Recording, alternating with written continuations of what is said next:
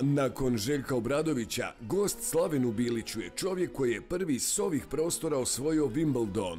Ja gledam po onim dnevnicima, Henman Day, Henman ovo. Napokon ćemo imati finalistu Wimbledona nakon Fred Perry, ja se mislim polako. Će prvi vrag.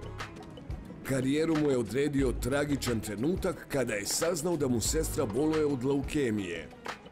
Opcija neuspjeh postojala nije. Znači, uopće nije bilo ni za zaokružiti u mojoj glavi da ja neću ne uspjeti. Znači, mora sam uspjeti. Jednostavno, to je bilo jednostavno za sestru. Trenersku karijeru mu krasi 12 Grand Slam titula, od čega je 11 osvojio s Novakom Đokovićem. Znate, Đoković, Nadal i Federer. Novak je najkompletniji od sve trojice. Najkompletniji igrač i najbolji igrač svih vremena. Neuspjeh prvaka, specijal sa Slavenom Bilićem. Gost emisije Goran Ivanišević. Ponedjeljak u 20 sati na Areni Sport 1.